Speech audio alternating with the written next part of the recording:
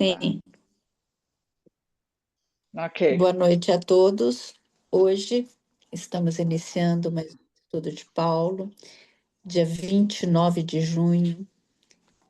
Estamos no capítulo 6 da primeira carta aos Coríntios, hoje com o versículo 16. Sejam todos muito bem-vindos, a todos que irão assistir em momento oportuno, também a nossa gratidão.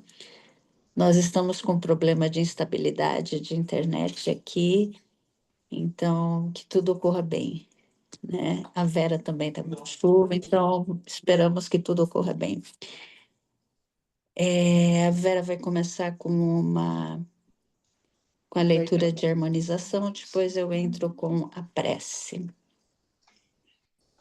Então, a leitura de hoje, eu retirei, é quase texto todo. Joana, no Desperte e Seja Feliz, capítulo 5. Você consegue admitir daí para mim? Que eu estou na outra janelinha. Estou Então, admitindo.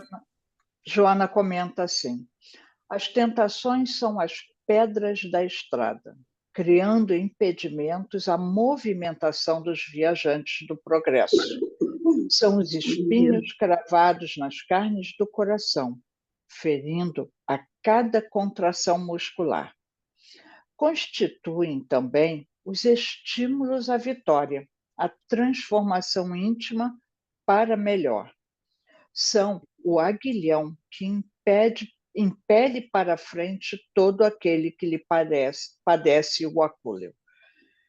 As tentações que levam à irritação, ao revide, não são maiores do que aquelas que fazem arder as emoções profundas e se apresentam como tormentos ocultos do sentimento, do sexo, dos vícios e outras que a ambição desmedida sussurra aos ouvidos da alma.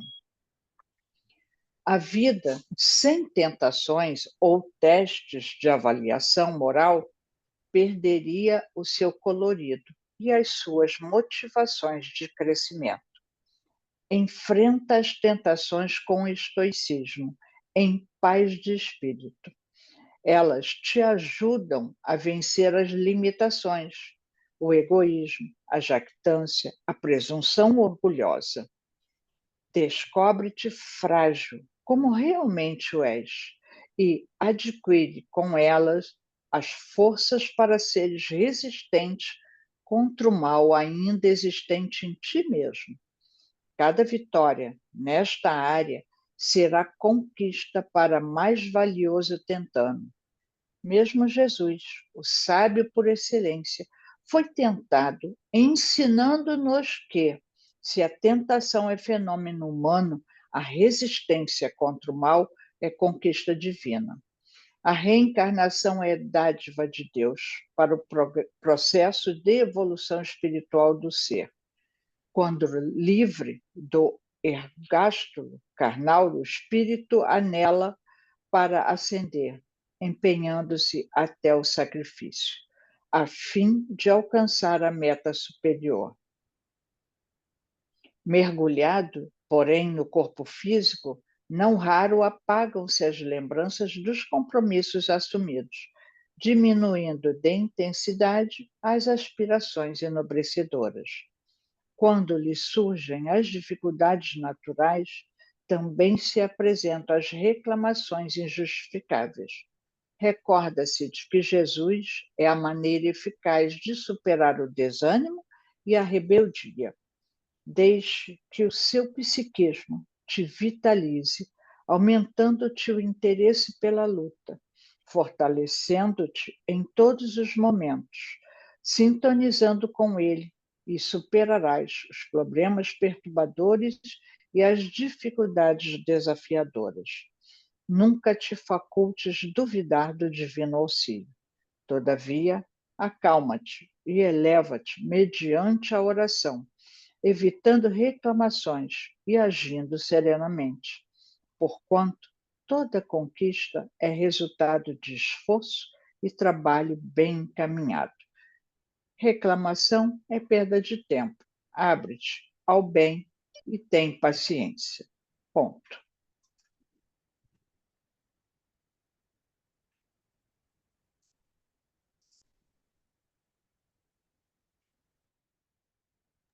Silvia, você está aí?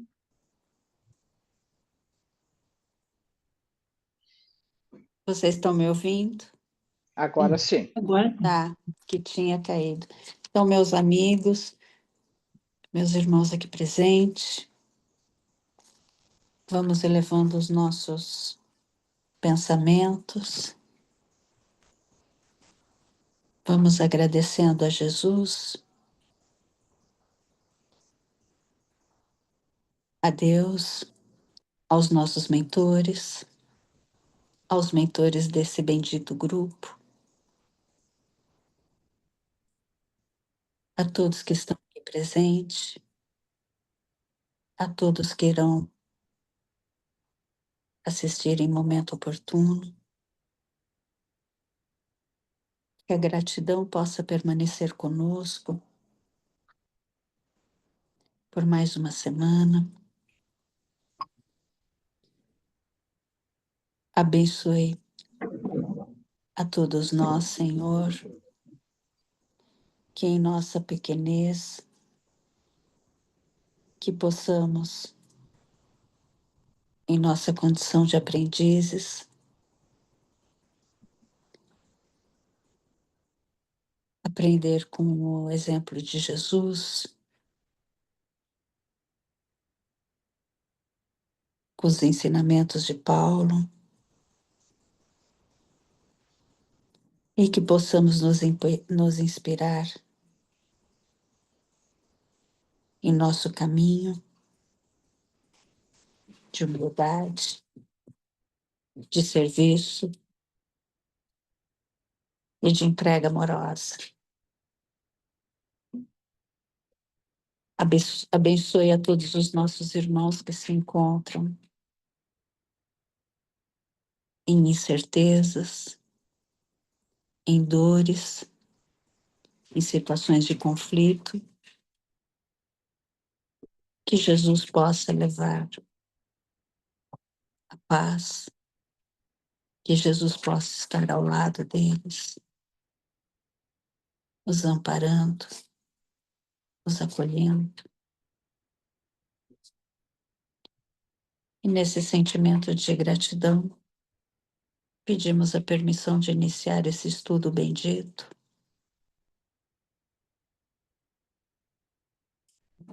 e que nossos mentores possam nos inspirar.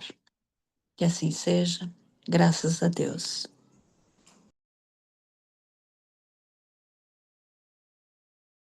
Vou compartilhar, tá? Por favor, eu acho que a minha internet está voltando.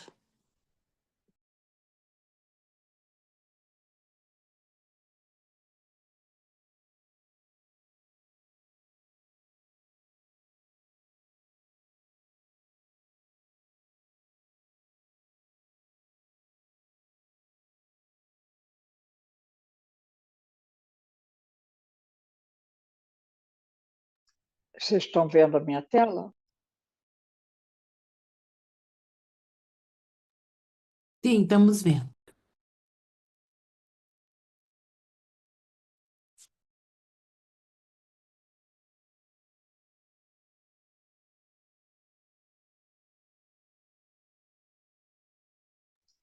Tela cheia agora? Tranquilo, né? Sim, tela cheia, ficou bom. Silvia quer começar? Consegue? Teu microfone está fechado se tu está falando. Se tu está aí. Deixa eu só desligar meu celular Ah, tá. Uhum. e me localizar aqui. Bom, meus queridos amigos, a todos que chegaram aqui depois, gratidão pela presença. Então, hoje Se eu cair, se a minha internet ficar um pouco travando, eu vou desligar minha câmera, tá certo? Então, hoje a gente dá continuidade ao nosso estudo de Paulo aos Coríntios. E esse é um capítulo que nos convida a refletir sobre o nosso corpo, sobre os vínculos que a gente cria com outras pessoas, né, em nossos relacionamentos e a responsabilidade que isso acarreta, e principalmente diante da sexualidade. Então, vamos lá. Alguém tá com alguma Bíblia? Tá com alguma Bíblia em aberto? Nós estamos aqui com a Bíblia de Jerusalém e a Vera colocou mais uma outra, Almeida Revisada. Almeida Revisada. Não sabeis que aquele que se une a uma prostituta constitui com ela um só corpo? Pois está dito, serão dois em uma só carne. E a Bíblia de Jerusalém, essa a que eu li foi a de Jerusalém, né, Vera? Isso. E a Almeida, ou não sabeis que o homem se une a prostituta, forma um só corpo com ela, porque, como se diz, serão os dois uma só carne. Alguém quer ler algum outro versículo ou podemos seguir com esses? A única diferença aqui de Genebra é que ao invés de falar prostituta, fala meretriz, mas acho que é a Meretriz. mesma ideia.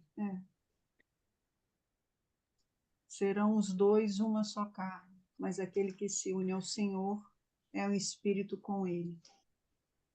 Esse já é isso. Vera, tenta deixar em. Eu tô. Bom, quando a gente olha, né, para esse versículo, a gente se depara, a primeira coisa, com esse unir, né? Esse une, que vem do verbo colau, que quer dizer como uma cola, é grudar, é como uma união, que no grego ele traz como, ele traz colar, grudar, cimentar, firmar, juntar. E tem um outro, e a gente encontra, né, no dicionário esse unir como tornar um só, reunir, juntar os dois, ligar as pessoas por laços afetivos, sociais, através de matrimônio, ou unir duas pessoas por laços afetivos. E quando, e Paulo, né? A gente já viu em alguns estudos anteriores, Paulo, ele muitas vezes ele começa o versículo com não sabeis. E esse é mais um dos versículos que Paulo começa com não sabeis. Então, ou não sabeis, quer dizer que ele já conversou isso com os coríntios, né? Então, eles já sabiam, os coríntios, os irmãos de Coríntios, eles já sabiam disso que o Paulo está tratando nesse versículo, né? E, e esse termo dessa união que se liga, dessa cola, né? essa união íntima que ele vem trazer, essa, ela aparece lá na Septuaginta e ele se remete a Gênesis. Então, Paulo ele está trazendo diretamente Gênesis. Eu acho que a referência cruzada está próxima, Vera.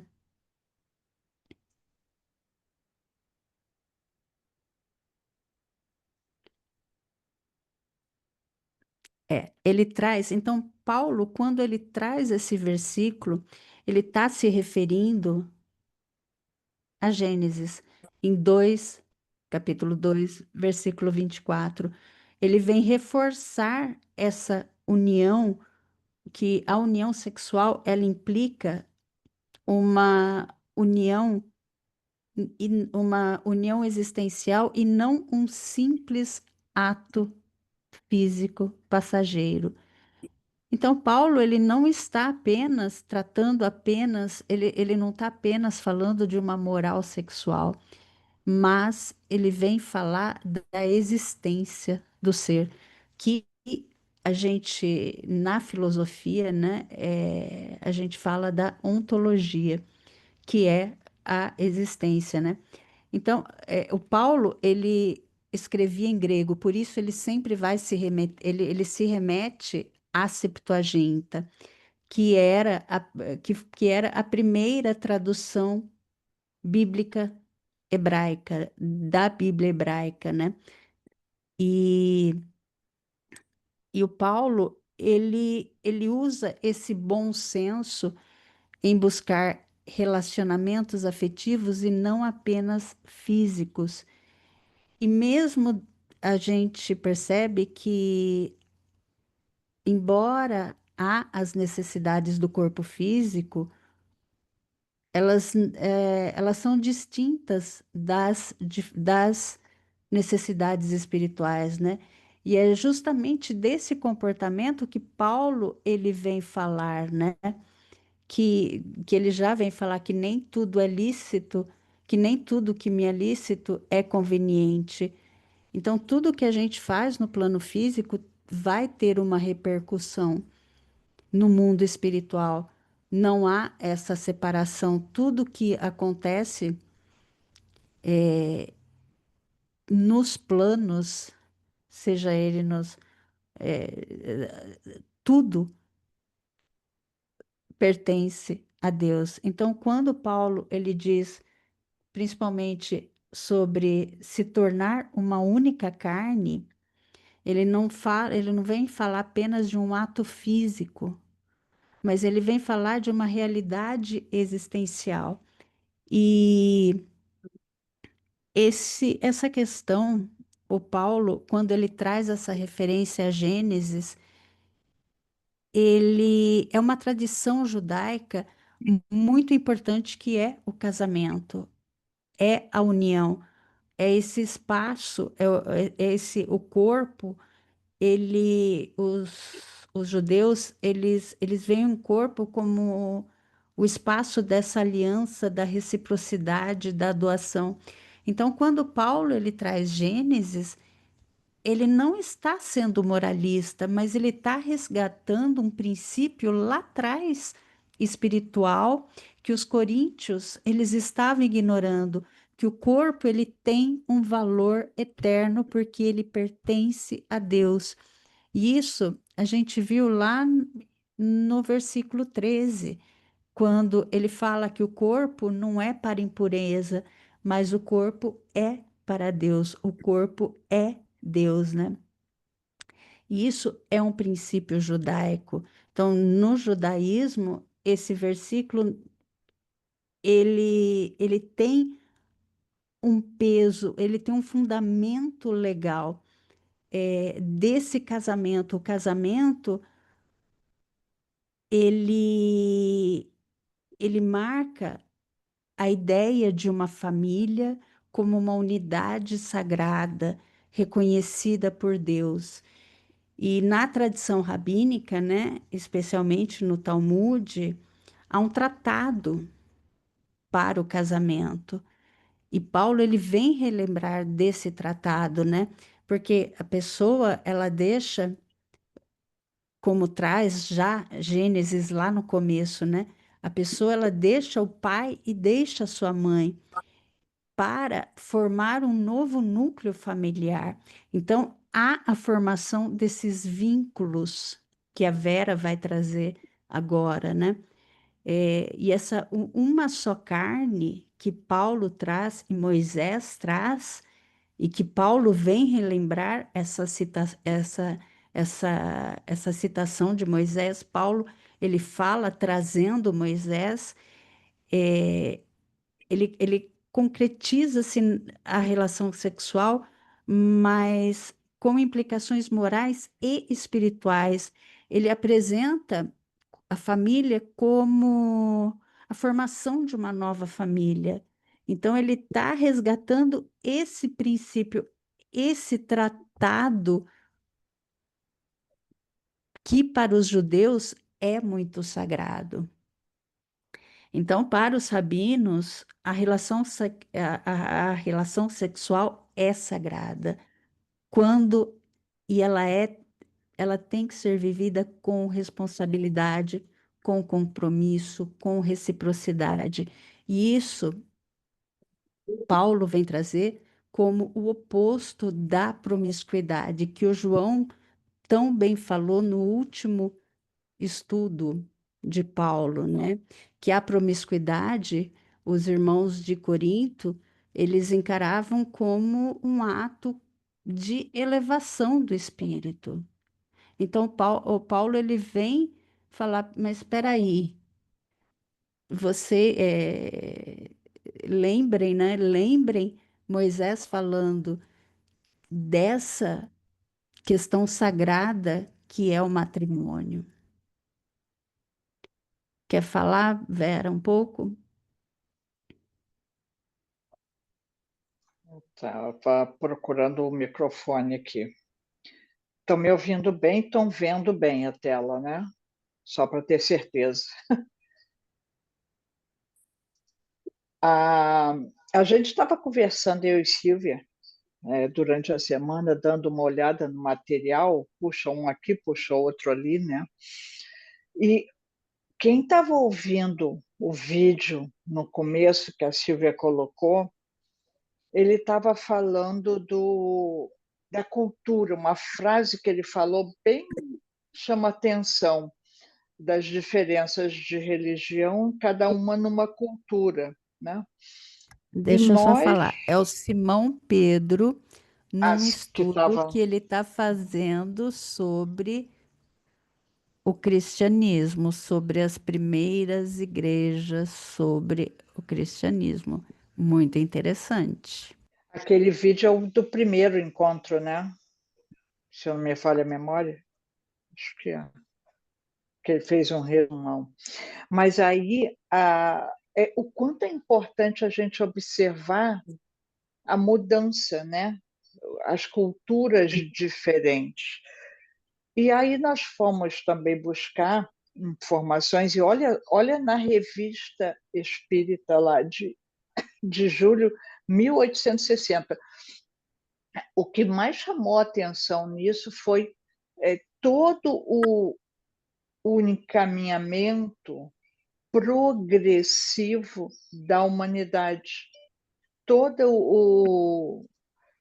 a evolução, nada é feito de supetão. É tudo um passo após o outro, né? Primeiro degrau, segundo degrau, a gente vai seguindo, né? Mas lá Kardec comenta assim: há inclinações viciosas que, evidentemente, são inerentes ao espírito, porque se devem mais ao moral do que ao físico.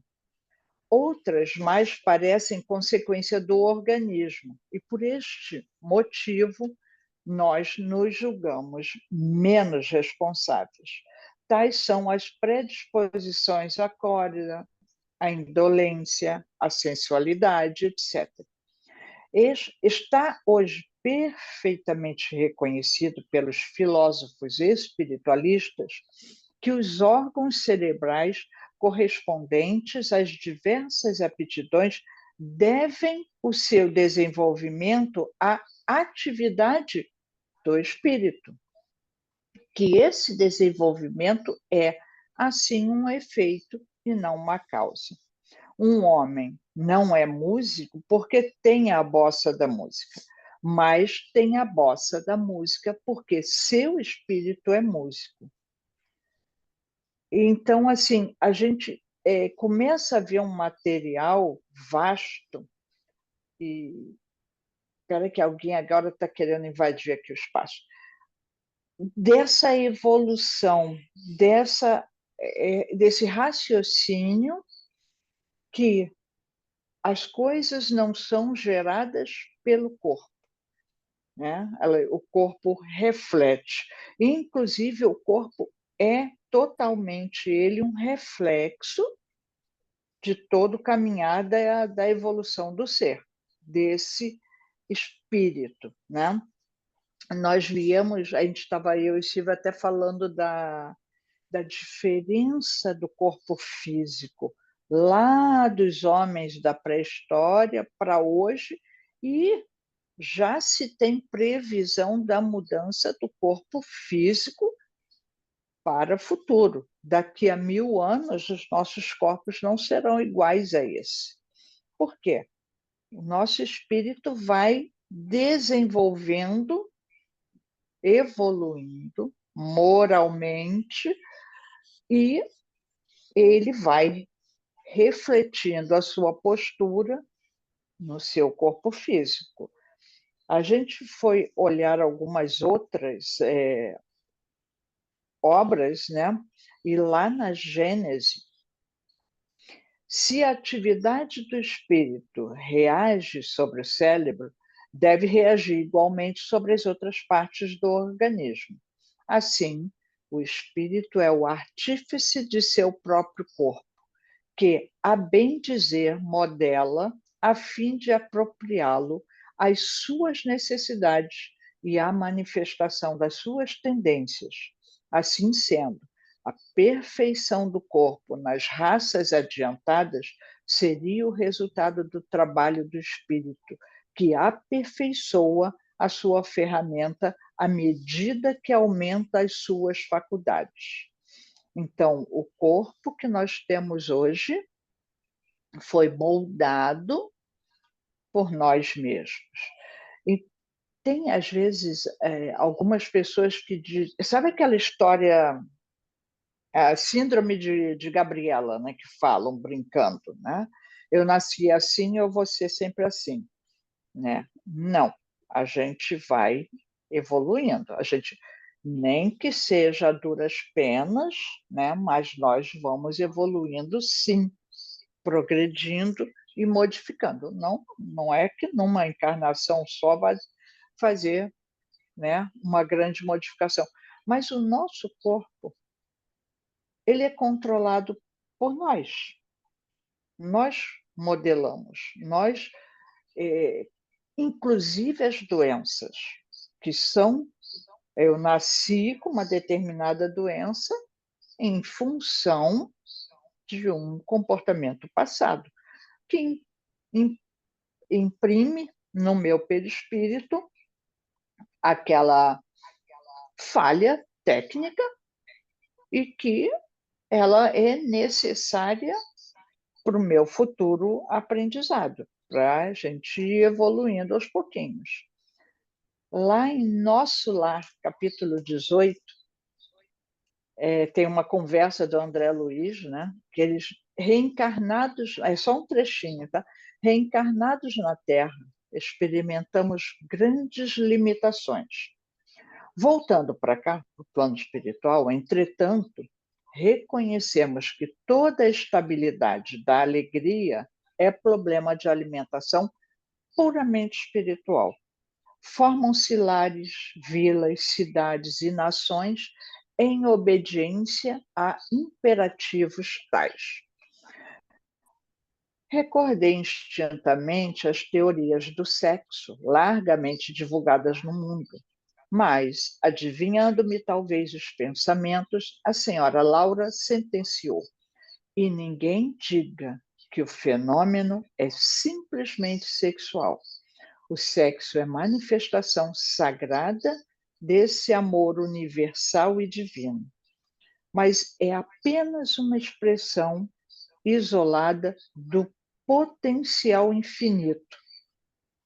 Entre os casais mais espiritualizados, o carinho, a confiança, a dedicação e o entendimento mútuos permanece muito acima da união física. Então, a gente estava lendo essa passagem lá do Paulo, né? E muitos que leem superficialmente o Evangelho podem achar, mas Paulo é rigoroso, então as pessoas não podem ter sexo. É que aí já vão inventando, ampliando a coisa sem conhecimento, né? A Silvia vai trazer uma parte bem interessante que a gente adorou também, né? Mas a importância cultural também do casamento. O casamento não é só casamento, não é casamento de papel que a gente está falando. A gente vê que todo ser humano foi constituído para evoluir. Nós não evoluímos sozinhos, nós precisamos do outro para a evolução. E precisamos dos corpos físicos para continuar reencarnando e aprendendo, passando a nova etapa. Então, toda a nossa evolução ela foi feita lá nos primórdios. A essência espiritual estava em um método de procriação totalmente diferente.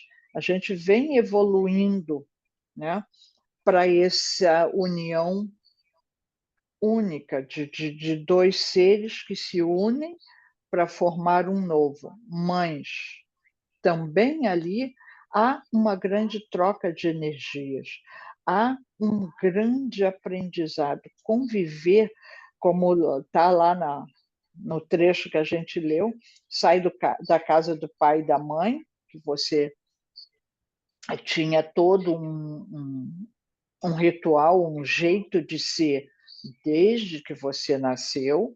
Claro que ele que entra na família do casal também imprime modificações, mas você, adulto, sai da casa do pai e da mãe para se unir a outro, para criar uma outra família. E se não fosse esse instinto sexual, se não existisse, a gente não ia dar sequência na evolução dos espíritos que estão atrelados no planeta Terra, né? Lá na Evolução em Dois Mundos, também André Luiz, ele é bem claro, esse capítulo 18, a sede real do sexo não se acha dessa maneira no veículo físico, mas sim na entidade espiritual em sua estrutura complexa. Então, o espírito tem essa energia viva nele, que transborda, que precisa da união.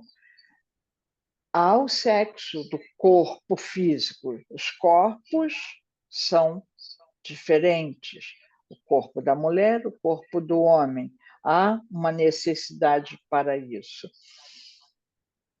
Mas como você lida com essa essência, com o sexo, quem vai controlar é a entidade espiritual, não o corpo físico.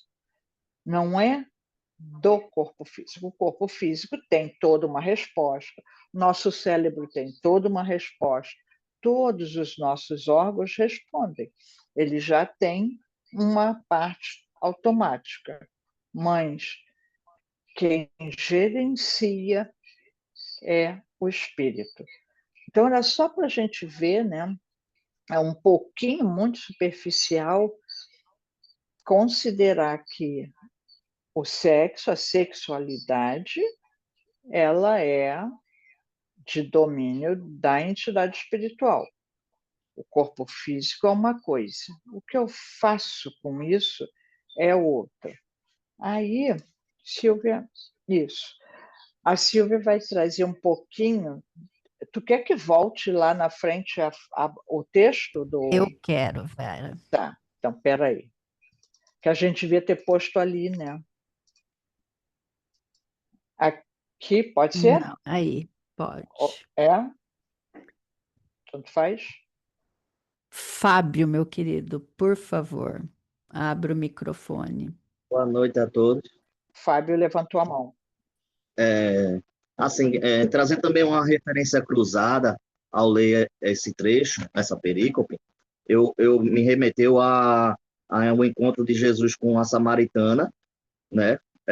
Trazendo lá que ela teve sete maridos e a questão da fidelidade a Deus, que tem muito parecido com essa questão de ir lá na Gênesis, bem como a parábola do bom samaritano, quando Jesus cita ela que eles estavam saindo de Jerusalém para Jericó, e aí a carta de Paulo aos Coríntios, ela traz essa simbologia também, né?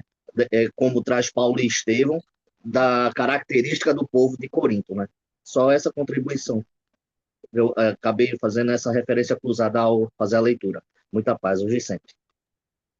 Obrigada, Fábio. E é isso mesmo. Quando a gente bate o olho num versículo e quem acendeu esse alerta é o Aloysio Elias. Ele tem uma fala, então, como nos lembra o nosso querido Aloysio Elias, sempre que um número aparece num versículo, aparece nas Escrituras, vale a pena a gente parar para observar com atenção, pois ali tem um ensinamento oculto. Então, pois será dito, serão dois. Nós temos o algarismo 2 nesse versículo. E a gente já tem estudos em Paulo, em que a gente já fez estudos sobre essa questão que a gente vai ver agora. Então, para muitos, para alguns pode ser novo. Quando a gente fala em números no contexto bíblico, principalmente no contexto judaico, a gente não pode esquecer que é um contexto que a gente chama de gematria. A gematria é uma interpretação rabínica específica de uma linhagem do judaísmo. Então, quando a gente fala em números, né, nesse contexto bíblico, a gente olha para esse recurso interpretativo que a gente já explorou aqui em nossos estudos, que é uma ciência mística hebraica que associa letras, números e significados espirituais.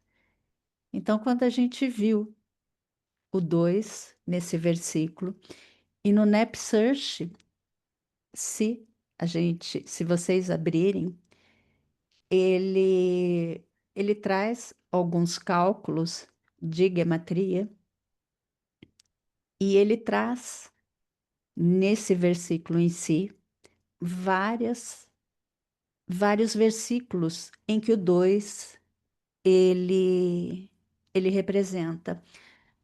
A gematria é uma numerologia hebraica, é uma técnica, como eu falei, é uma técnica de interpretação rabínica, como algumas outras.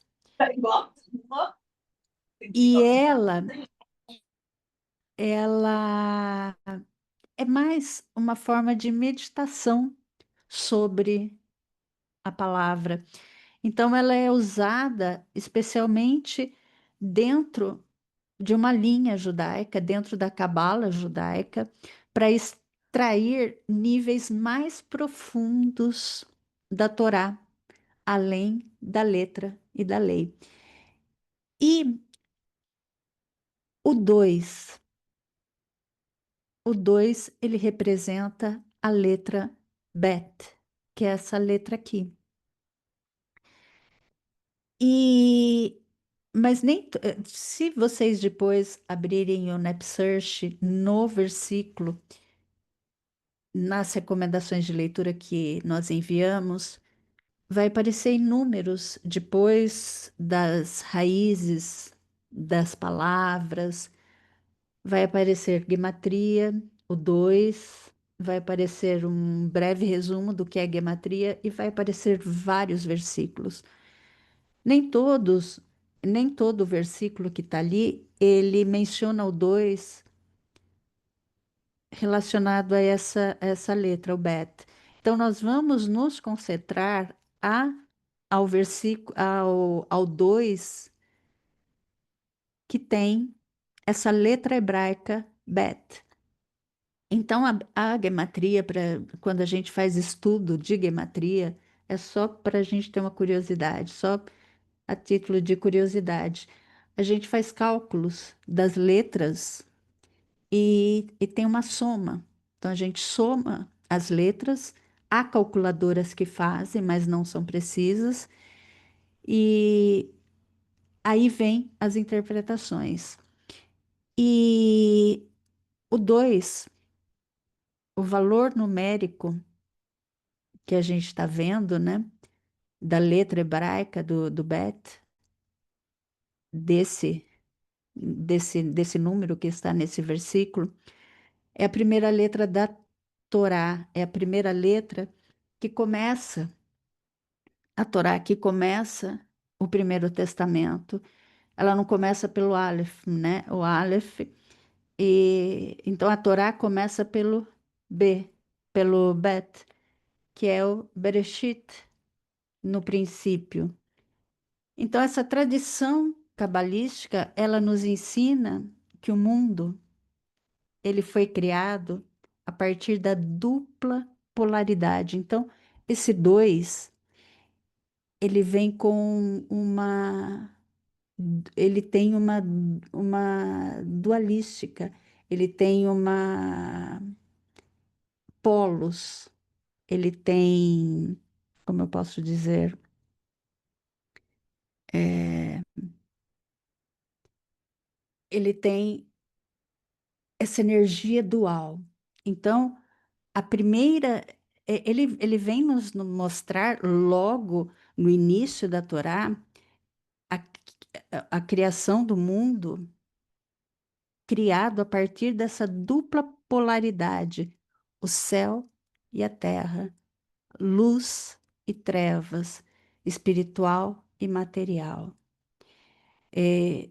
O 2, ele vem representar na no estudo da gematria o início da criação. Vem representar os 2 que a gente está vendo, que eles serão uma só carne. E aí a gente remete à Gênese. Então, Paulo, ele vem trazer esse 2, né? A gente sabe que nas escrituras, as pessoas que registravam os versículos, eles tinham que economizar. Então, o uso de um algarismo, por isso que tem o estudo da gematria, simboliza muita coisa. Então, esse 2 Paulo, ele usa esse dois para representar, para falar desse ato sexual. Ele não somente para falar desse ato sexual, mas de escolhas, esse unir a prostituta como algo mais profano, mas como unir-se a Deus. Então, algo mais purificado, como um espírito mais purificado. Então, duas possibilidades: a prostituta e o unir-se a Deus. Duas alianças, como eu falei, né? No judaísmo, o casamento é visto como algo sagrado. Então, é uma aliança, duas alianças, duas direções espirituais, dual, né? A, o se relacionar com a prostituta e o relacionamento com Deus. E isso nos mostra essa relação dualística existente no cosmo, né? Então a gente está falando, esse dois, ele vem representar essa energia do cosmo, essa energia entre o positivo e o negativo, que representa o homem, a mulher, ou a união entre dois seres num ato sexual, que hoje a gente, as vibrações que os fluidos que envolvem no ato sexual. Então, o positivo, o negativo, outros, o bem, o mal, o céu e a terra, a noite e o dia. Essa pluralidade dessas criaturas existentes no mundo, essas coisas tangíveis, a matéria. Então, hoje, quando a gente se debruça nesse versículo de Paulo, e a gente encontra esse número 2 e essa rica simbologia da dualidade, dessa força do cosmo, dessa força de energias presente no cosmo, tão presente na criação, e também nessa mensagem, na mensagem de Paulo, né? E a gente encontra essa dualidade em vários pontos das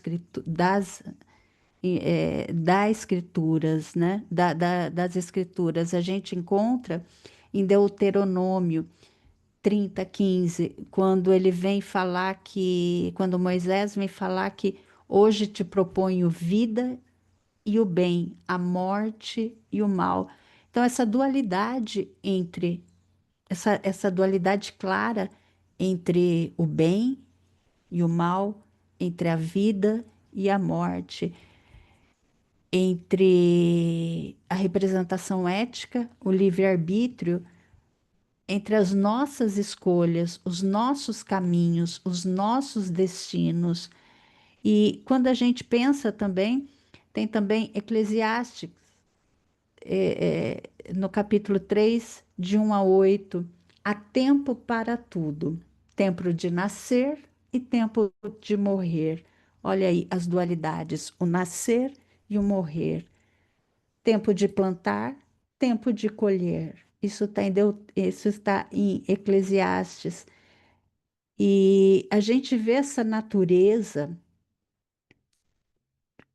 toda em ação, né? O nascer, o morrer, o plantar, o colher. E a gente vê essa força que vem crescendo. E a gente lembra também em Jesus, né? Jesus, a gente vê essa dualidade. Jesus, ele frequentemente ele fala da dualidade no seu evangelho. A porta estreita, larga é a porta da perdição, estreita é a do reino. Ele vem falar da escolha moral, de novo, né? A natureza binária da liberdade espiritual.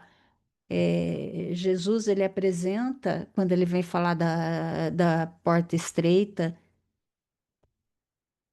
que é a porta do reino, e larga, que é a porta da perdição, que a gente pode pensar, né, nos relacionamentos que a gente tem sem se preocupar com o nosso corpo. Jesus, ele apresenta as duas possibilidades de vida: o caminho fácil, o caminho popular, permissivo, que leva à perdição, e o caminho estreito, o caminho reto, exigente, consciente, que conduz à vida verdadeira. Então, essa dualidade, ela expressa esse conflito entre seguir o mundo ou seguir o espírito. E então, Paulo, ele vem trazer isso, né? Ele vem relembrar o Corinto, os irmãos de Corinto, sobre essa dualidade, sobre essas forças. E tem outra passagem também que nós lembramos, os dois servos, o fiel e o infiel, que também são outras forças, né? O servo fiel é aquele que cumpre o dever na ausência do Senhor, e o infiel é aquele que, por achar que o Senhor vai demorar, ele abusa da autoridade e se corrompe. Então, Jesus, ele vem novamente explicar sobre a responsabilidade moral do tempo e das tarefas confiadas, né? Então, essa dualidade, ela destaca que nós somos constantemente convidados a viver na vigilância, como se como como os nossos gestos, eles refletem em Deus. E tem outra também, né? A gente não pode servir a dois senhores, a Deus e ao dinheiro e a Mamon, né? Então, é outra dualidade. A gente vê várias dualidades, várias energias sendo mostradas a nós. É,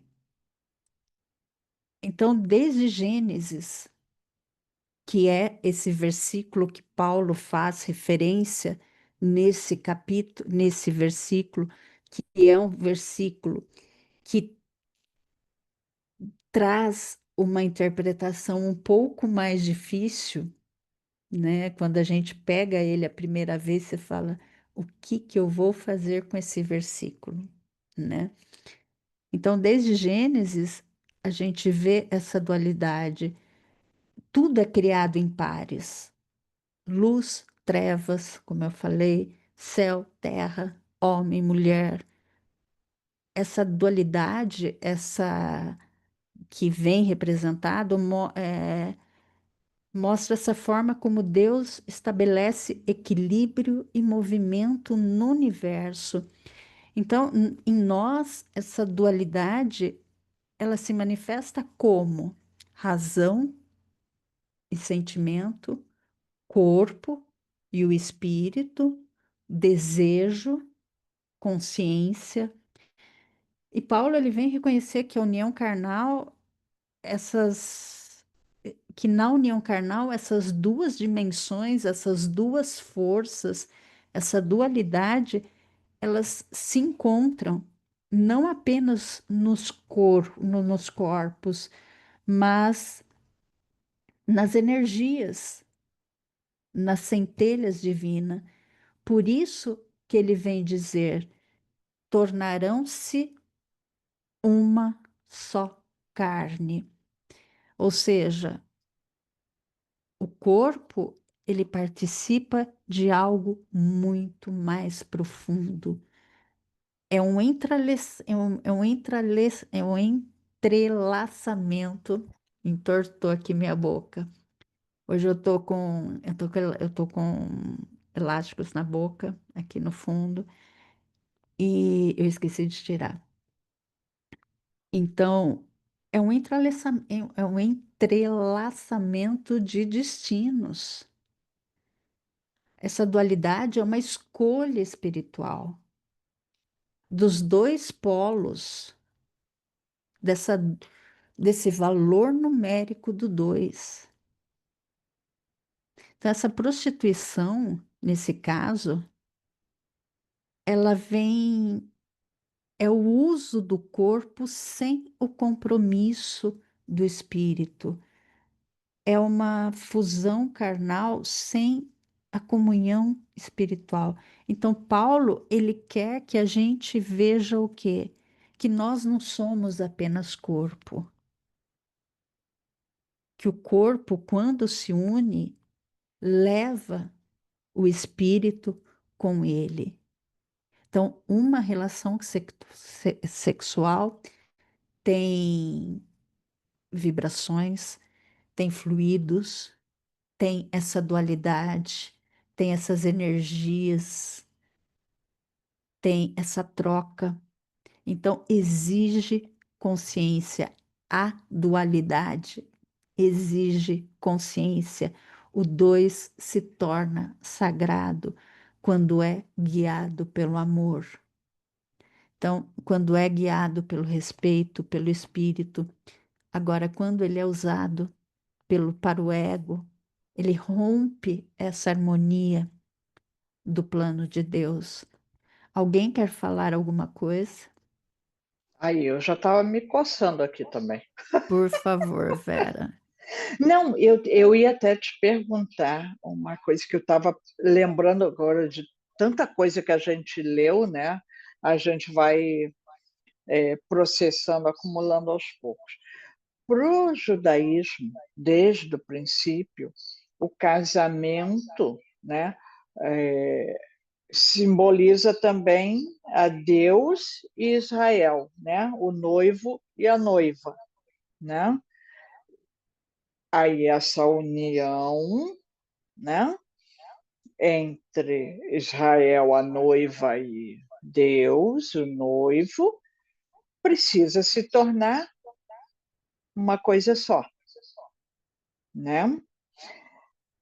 E aqui no exemplo do texto do Paulo, em vez de ser a noiva, a mulher, a noiva é uma prostituta, ou seja, Israel, povo, estaria prostituído, estaria se unindo de uma forma, perdendo a moral, né? Porque aqui ele está falando do comportamento moral, né?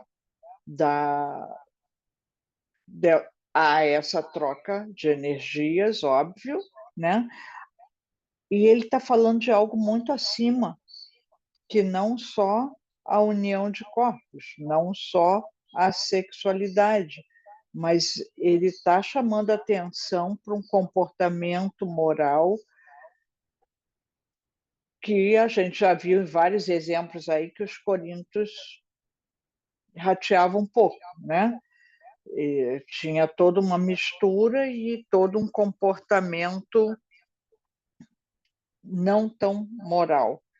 Então, ele também não estaria se relacionando, se referindo a essa questão da moral, né, da união com Deus.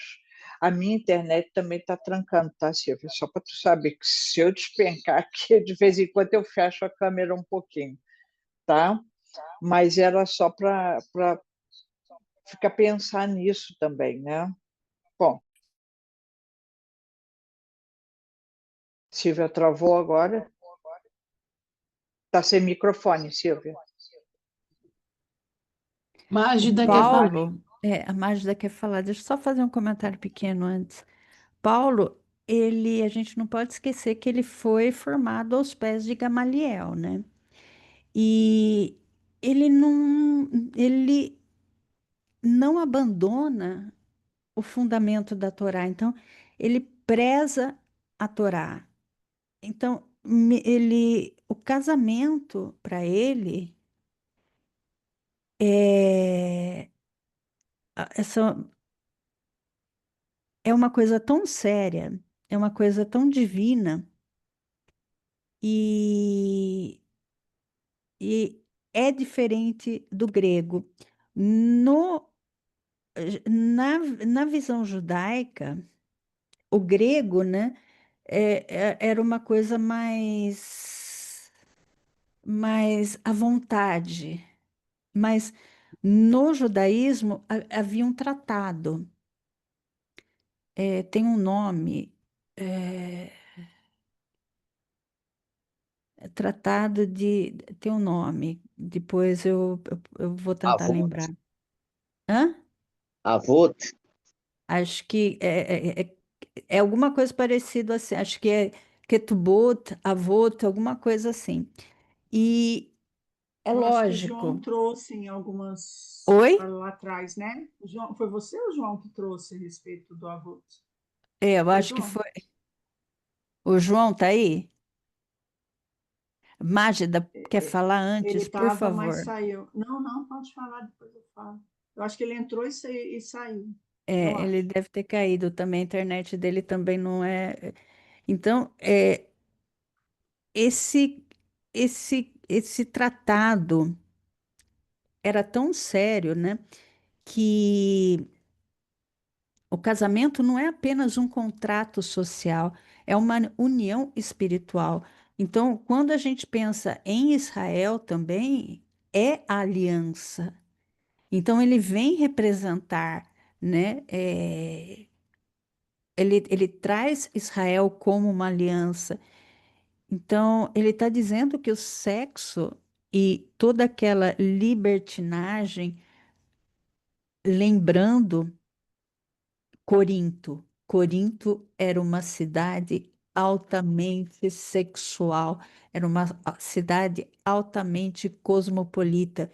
E para Paulo se abalar era porque estava ferindo o tratado do casamento, porque estava ferindo essa questão espiritual. Tanto que ele esperou para casar. Lembra lá em Paulo Sim, Estevão o comentário sim, que sim, ele aguardou para ele, já estava sim, nos 30 e não tinha casado. A sim, margem. sim. Não, e Mágida, minha acaba querida. que Abigail desencarna e eles não se casam, né? E ele fica. Na verdade, a resposta dele, logo depois, aqui fala nos comentários de Ferreira de Almeida, né, que os cristãos de Corinto escreveram uma carta a Paulo, com vários questionamentos. A partir daqui, Paulo aborda essas questões. Afirma que o casamento, por mais que sua preferência pessoal seja o celibato, também pede aos casados que não se privem um do outro. Se alguém tiver cônjuge não crente e este consente em morar com o marido crente ou a esposa crente, o casamento deve ser mantido. Mas eu queria Ketubot, lei de casamento no Talmud. Não, o que eu estava pensando era do comentário da Vera e da Silvia a respeito do que seria uma dualidade, né? Se a gente for olhar pela semântica, a gente está falando de polaridades, mas a gente também pode enxergar que existem olhares diferentes, né? Por exemplo, se eu tenho resistência, ou se eu tenho pouco entendimento, ou se eu tenho divergências, ou se eu tenho qualquer coisa que seja nesse sentido, a gente vai entrar em atrito, não é? O corpo, o espírito, Deus, Israel, Mamon, e, enfim. Agora, quando a gente vai alcançando a compreensão, o que são dois passam a ser complementares. E a ideia toda é essa, não é? Que toda essa construção, e é isso que Paulo quis passar com uma mensagem, é que fossem complementares. Aí a gente volta de novo no Evangelho. É a fusão do ser. Então, ele certamente, e aí eu fico pensando também muito, muito sobre isso, né? As decisões que Paulo toma. Silvia falou uma coisa super importante, a gente não pode esquecer não só de Gamaliel como sendo o grande, mas ele era com todo respeito a Paulo, tá, gente? Ele era aquele que estava sendo preparado para ser rabino dentro do judaísmo. Então, quando ele vai pregar e vai ali levar para onde quer que ele fosse, ele ainda tinha forte isso dentro dele, né? Mas também, eu ia falar que ele também estava sendo, e já estava preparado assim, fortemente, para que essa mensagem, tudo que ele falasse, aonde ele alcançasse, e aí é uma coisa que a gente não pode se perder em nenhum instante. Quando o Cristo está ali para ele e ele diz: o Senhor quer que eu faça, Jesus acompanha ele em tudo, através de Estevão, Gesiel. Então, ele tinha a raiz judaica, ele tinha o conhecimento grego, ele era cidadão romano, mas ele foi acompanhado o tempo todo por muita inspiração que ficaria, ele sabia que ficaria. Ele escreve as cartas, ele faz as epístolas, ele faz porque ele sabia de tudo que ficaria. Isso atravessaria todos os tempos. Então, a mensagem não era só para cada comunidade, na verdade, para cada família, para cada. Ali, não, né? Ele já falava à frente.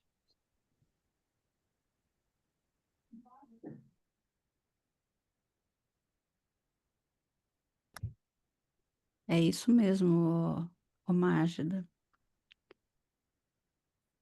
E você me lembrou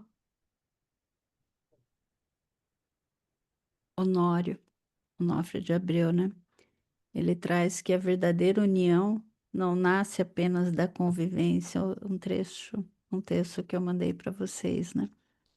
Ou do afeto passageiro, mas do jugo divino, de um magnetismo que obedece à lei da atração traçada por Deus para o nosso progresso espiritual. E a gente precisa do equilíbrio, a gente, para viver nessa polaridade, nessa dualidade. Então, a gente sempre tem duas escolhas, a gente sempre vai ter escolhas para tomar, né?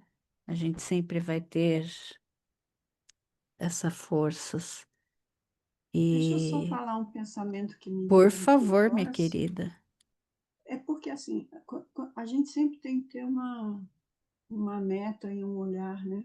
A gente vive o presente, mas sempre com o olhar das nossas conquistas. E, em verdade, é a harmonia que equilibra a criação. A nossa busca é essa harmonia. Porque a gente. Eu que estou falando, assim, o que eu quero falar sobre a mensagem de Paulo para todos nós é assim. O que é que, se a gente parar para pensar assim, a presença de Deus está na nossa consciência, certo? E a grande meta de todos nós é a felicidade, certo? Então, é na consciência que está a nossa felicidade, não é? E o que é que não seja harmonia senão isso? Então, a felicidade é a nossa paz de consciência. Era isso que ele queria falar, provavelmente, a todo instante, e reforçar isso a todo instante. A felicidade de nós, na nossa busca, é a nossa paz de consciência. Por isso que eu acho que ele falava muito à frente. Né, Vera? E a nossa felicidade depende da nossa evolução moral. Conforme nós formos evoluindo, o nosso olhar muda conforme evoluímos moralmente. O que antes para a gente não fazia sentido, não importava, ver uma pessoa. Hoje estava conversando com umas amigas, ver uma pessoa na rua, aqui nesse friozinho básico, né? Já está em situação de rua já é algo complicado. No frio que faz aqui, faz ideia. Então, mas quantas pessoas passam e nem enxergam que aquela pessoa está ali?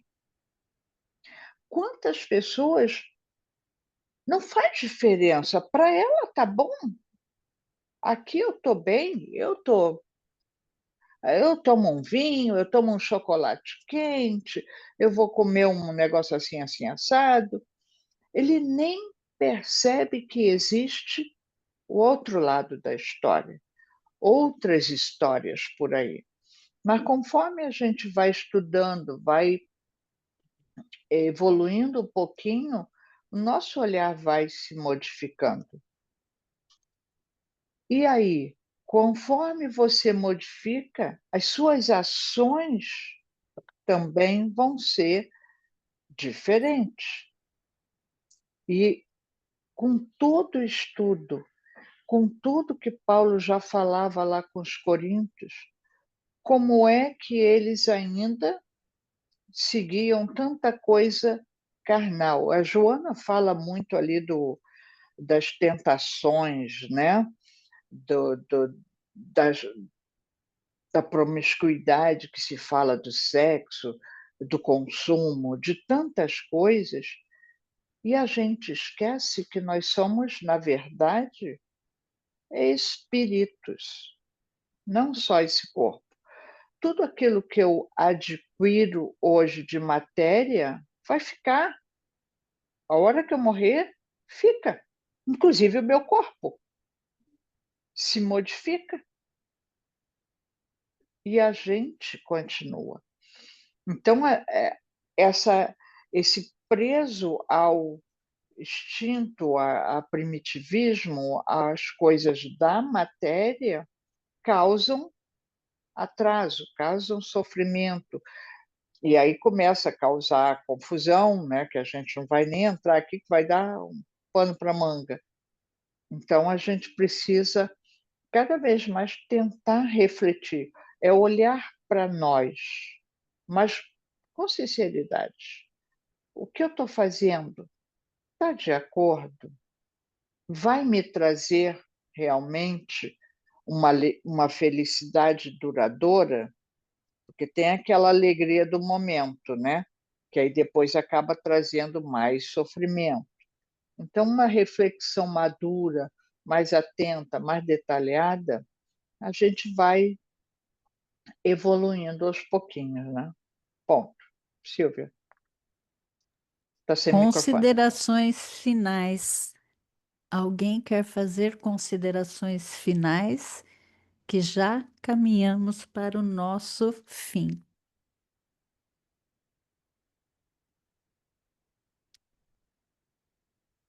Lembrando que semana que vem temos estudos de Maria, continuando com as benditas entre as mulheres. Conseguimos ver somente Ruth e Jael, então ainda temos mulheres benditas antes de entrarmos em Lucas. E hoje, né, com Paulo, a gente refletiu sobre essa seriedade da união carnal, do sexo, entre dois seres, entre duas pessoas, entre pessoas do mesmo sexo, entre pessoas de sexos opostos, independente do que seja. A gente compreende que ele não falou apenas dessa moralidade externa, mas sim de forças espirituais em movimento, de compromissos invisíveis, de ligações sutis que nos unem em espírito e verdade. Então, quando ele falou em uma só carne, ele estava falando, ele estava se remetendo, ele estava ecoando Gênesis para os irmãos de Corinto, reafirmando o próprio ensinamento do próprio Cristo. Minha querida Marineide, por favor, considerações finais. É Por bem favor, interessante. Mari. Oi, bem interessante as reflexões que foram feitas aqui. E muito oportuno para o nosso momento, porque o sexo, está tão banalizado que às vezes eu me pergunto qual o sentido que a gente está dando para a nossa vida quando nós nos deixamos e nos expressamos, principalmente nas redes sociais, né? Sobre as opções da bissexualidade. E como Paulo chama atenção, se o sexo, entre aspas, fora do casamento é algo delicado, imagina se isso de forma com vários casais e com situações que vão do mesmo sexo com sexos diferentes. Então, ontem na aula de evangelização, um jovem garotinho, só tem 13 anos, perguntou: tia, o que é o sexo? E aí todo mundo riu. Aí eu falei, mas deixa ele perguntar, porque precisa saber. Eu expliquei numa linguagem, creio eu, acessível a ele, à idade dele, mas ele dizia que ele não estava entendendo. Aí eu tive que usar uma linguagem mais, creio eu, mais apropriada, que é a relação, eu coloquei amorosa entre um homem ou uma mulher ou pessoas com o mesmo sexo, né? E aí ele quis mais. O que que eu entendi? Quanto mais eu falava, mais ele queria. O que que eu entendi? Que talvez estejamos precisando começar na evangelização, começar no centro espírita, começar nas escolas, começar onde quer que a gente vá, de uma forma não só didática, mas reflexiva nesse sentido da moral. Qual o sentido do ato sexual, da relação sexual, que a gente às vezes até banaliza muito, e nós sabemos que um dos nossos maiores problemas morais está na questão sexual. E aí tem o exemplo de Madalena, que a gente percebeu o quanto ela conseguiu, tanto quanto Paulo, né, se refazer. E nós? É algo que eu venho me perguntando muito. Ainda há pouco no meu evangelho eu falava sobre isso com meu marido.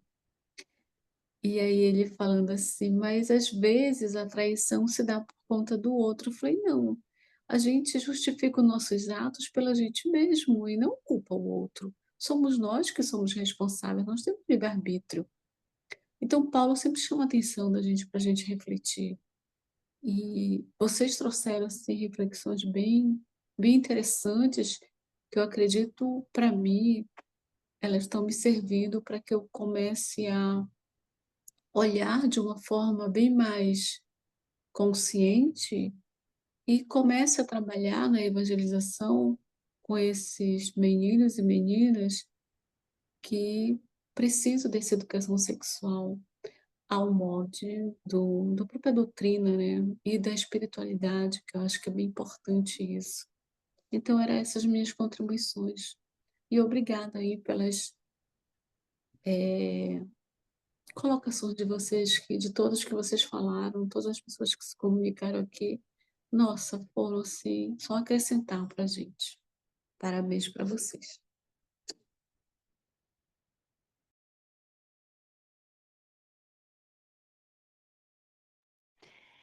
É necessário, Mari, minha querida, a gente conversar sobre sexo, sobre orientações sexuais, e as crianças têm uma curiosidade tão grande, e quando elas não encontram essa liberdade para conversar em casa, ou na escola com seus professores ou com seus evangelizadores, eles vão procurar. Hoje está tão fácil a internet, eles vão procurar na internet ou fora de casa. Então, é necessário conversar. É importante conversar. E eu vou procurar, tem um estudo que eu participei com o Saulo, que foi sobre orientação sexual. Foi muito interessante, foi muito bom, que a gente precisa conversar e compreender os nossos irmãos que têm orientações sexuais que às vezes não são as mesmas que a gente e tem que acolher, a gente tem que amá-los, porque eles são iguais a gente, eles são filhos do mesmo Deus, eles têm o mesmo Jesus que os nossos. Então, que o E que a estudo gente de tenha muito hoje cuidado, né, Silvinha? Por quê? é, Porque do mesmo jeito a nossa fala pode produzir nesses sim, adolescentes algo sim, de muito, muito perigoso.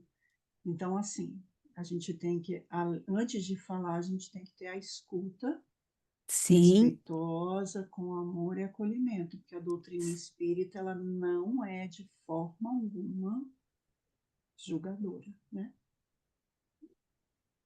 a gente tem que ouvir sem julgamento. E os nossos centros, as nossas casas, a nossa própria casa precisa aprender a ouvir sem julgamento, precisa aprender a acolher, precisa aprender a servir indistintivamente. Deus é para todos, Cristo é para todos, independente, né? Então, que o estudo de hoje nos convide a ter essa reverência ao corpo, como nosso templo, como templo que a gente já sabe, que a gente já estudou. Aos novos que estão chegando, nós somos templos de Deus, a gente é templo do Cristo, templo de Deus. Então, a gente tem que ter reverência a esse corpo, a comunhão como sacramento do Espírito, né? Essa consciência que vocês trouxeram como mediadora entre o plano nosso material, o plano humano, com o plano de Deus, essa comunhão verdadeira que educa, que transforma, que reintegra, que ouve, que acolhe. Então, que a gente possa, a partir dessa reflexão, assumir com mais profundidade os nossos compromissos espirituais, que cada laço, que cada escolha, que cada gesto nosso de união ou de separação seja medido não pelo impulso, ou pelo desejo do momento, mas pela luz dessa consciência, que acho que foi a Mágida que trouxe, pela consciência, pela vontade divina, e que a gente nunca se esqueça o que Deus juntou no jugo do amor e da responsabilidade, não separa o homem pelo orgulho ou pela indiferença. Então, que a gente possa seguir o próximo estudo de Paulo com 1 Coríntios, versículo 17. E Paulo, com esse versículo, ele vem abrindo caminho para os próximos que virão, que ele vem falar sobre matrimônio. E acho que foi a Mágida que falou sobre o celibato, né? E lembrando que o capítulo 7 vem falar justamente sobre essa questão, e para a gente entrar entendendo um pouco mais sobre o celibato, a irmã Aila vem conversar com a gente sobre esse capítulo, vem dar uma pincelada para a gente sobre esse capítulo 7. Alguém para fazer a nossa prece? A gente já passou do horário, a gente já esgotou o nosso tempo, ou uma leitura, uma prece.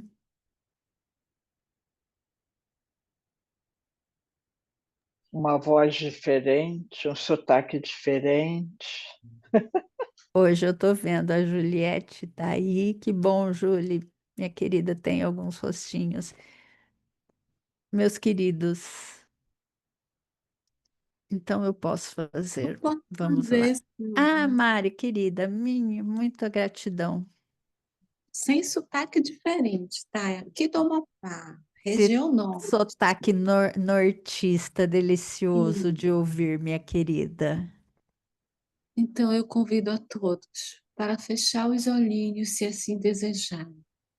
Respirar bem profundamente, absorvendo toda essa psicosfera de luz e de paz que estão hoje dentro dos nossos apartamentos, dos nossos lares, e soltar tudo aquilo que ainda nos angustia, nos deixa tristes.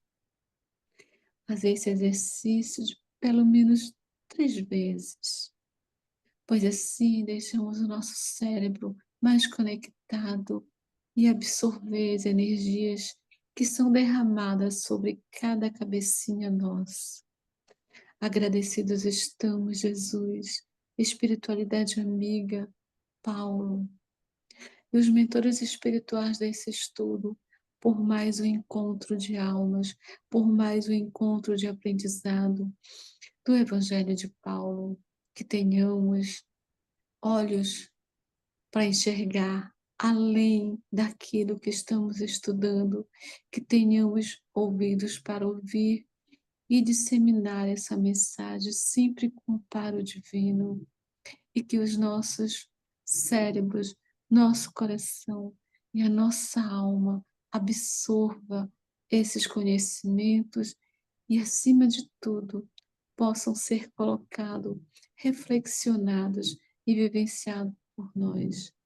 E assim, mestre querido, nos despedimos de mais um encontro, cientes de que estás conosco, velando por nós e cuidando de nós, hoje e sempre. Que assim seja, graças a Deus.